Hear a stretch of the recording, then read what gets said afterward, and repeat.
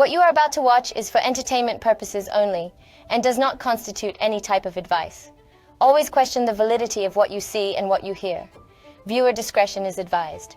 Today's topic is going to overlap with content of some of the 4 prior sessions. However, we're going to offer a unique solution to this problem based on the expertise of a very knowledgeable Native American who identified this issue and being able to advise others on how to overcome this problem. We're going to be talking about the idolatry of self-worship, why this can be a serious problem, how this problem develops into fanatism, and how we can overcome this problem. Ever since humanity has gained consciousness, we have become aware of the self for survival and preservation, and the external interaction with the environment. Our best interest has been strategized, sometimes without even realizing it. Sometimes self-sacrifice is also strategized due to self-interest, because when the martyr appears, the hero develops. To be the sacrificial lamb is to be the hero who sacrificed his or her being. In almost every story, there are 2 characters who are to be untouchable, the hero and the victim. Anyone who steps up to the hero becomes a villain. This is why tyrants want to appear like heroes, because every opponent will automatically become the evil opponent to the viewers. The viewers can be the readers of the story, the general public, a group of judges, or anyone who's witnessing what unfolds. Perception is the ultimate conviction. That's why innocent people can do time in prison, because if the story is unfolded in a manner that doubt does not exist in the perception of the jury or judge, it's game over. When perception becomes stronger than the facts, perception prevails. This is why history is written by those who win the wars. The truth is buried in the sand of irrelevancy, and lies of the media become the truth of the public. People usually want to believe more than they want to hear the truth. That's why they are so bothered when someone tells them the truth, hence the desire to shoot the messenger. If you think the hero complex is a mess, wait until you hear about the victim complex. Unlike the hero who commands the ultimate respect in exchange for the sacrifices they make, the victim does not need to be heroic, sacrifice anything, or even take any action. The victim holds the misfortune to be at the wrong place and at the wrong time.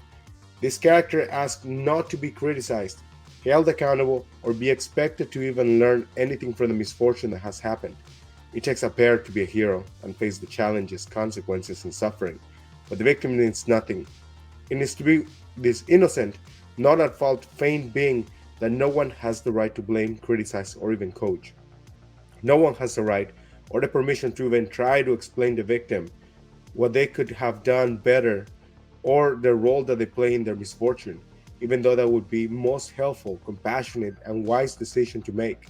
Humanity is so brainwashed into their archetypes that even any hint that the victim played a role in the misfortune is viewed as victim blaming. The moralists in society are ready to deliver their justified judgment because just like the satanic Roman Empire, they're the ones who feel they hold the right to criticize and admonish the world. Their self-appointed halo of vanity, narcissism, and self-righteousness is one of the most repulsive expressions of humanity. If hell was to exist, that's probably what poor souls would be exposed to every day for the eternal torment. But we know that's not the case. And for what has been observed, this type of people have all kinds of issues, such as believing that the world can trigger them and hence their childish behavior. I've never seen a human being that live in a more miserable way of living than the moralist. They are the gatekeepers of the victim archetypes, and without them, the drama could not be played. My suggestion is to stay away from them and not adhere to their misery. Remember that misery loves company, so do not give it to them. Do not try to save them either. They need a pair of ears to listen to their never-ending hate for the world and their constant nagging of those who they deem as oppressors and their constant sanctification of those who they perceived as being victims. These people serve the sole purpose of a stir-up drama and disdain those who do better than they do, which is the majority of the world. They are the reason why the victim identities of the world are so prevalent, and as long as they play the role in the game, it will always work on that manner. Most people who view themselves as victim, unable to make any progress and unable to eternally view themselves as victims.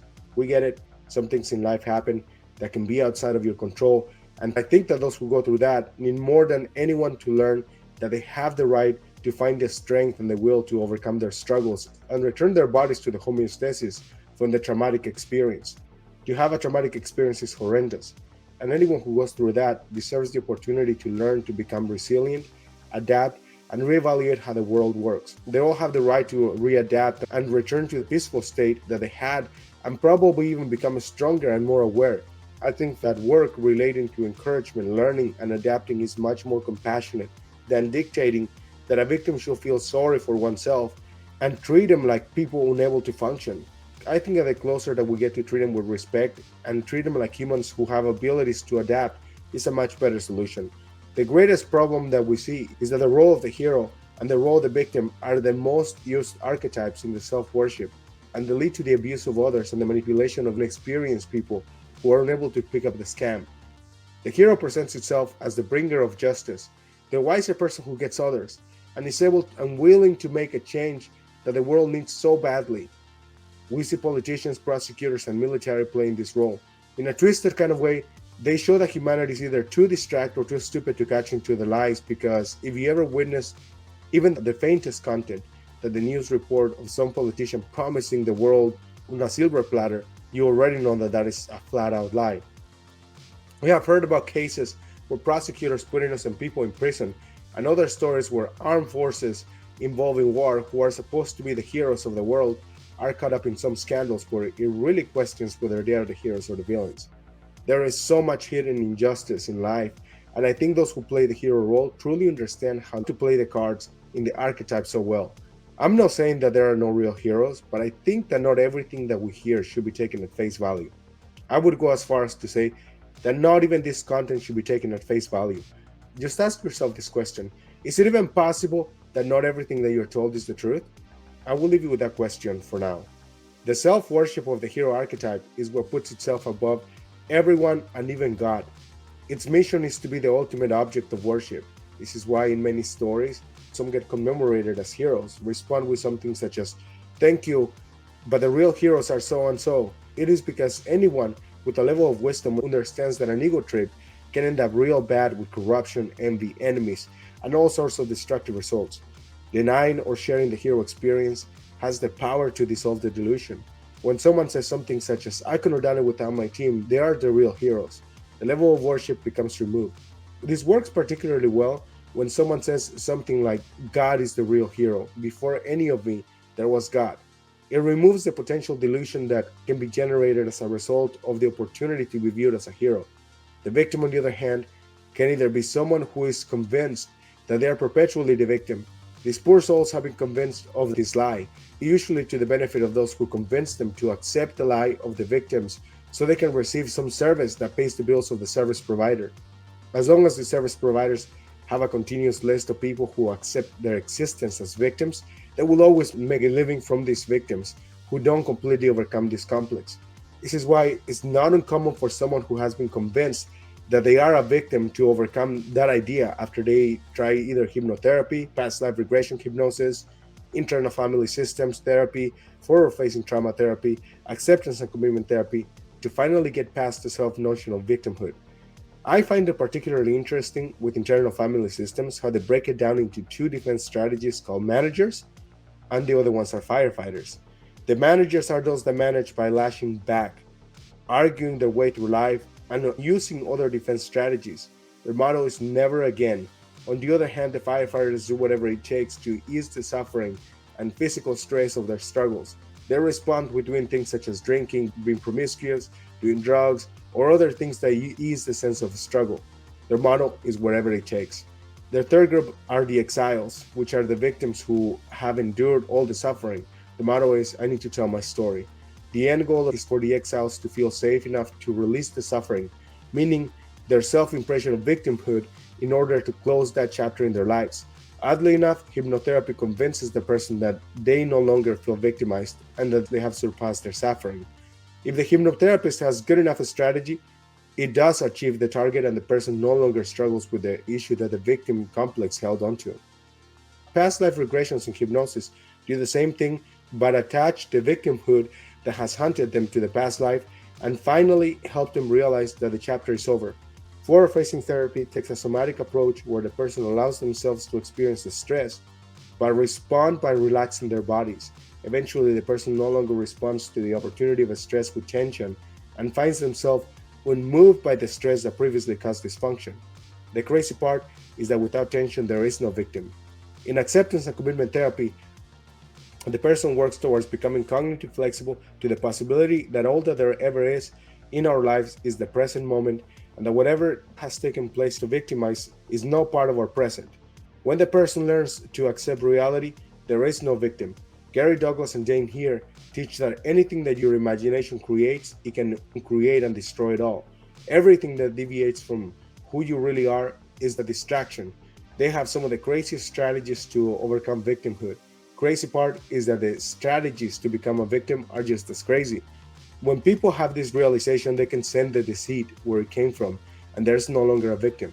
Stephen Walensky has another crazy approach to overcome victimhood based on the teachings of Indian philosopher Sarini Sargadatta Maharaj. His strategy consists of the realization that anything that you think of yourself was learned from the outside, meaning that someone convinced you to think that about you, which in turn it is a lie.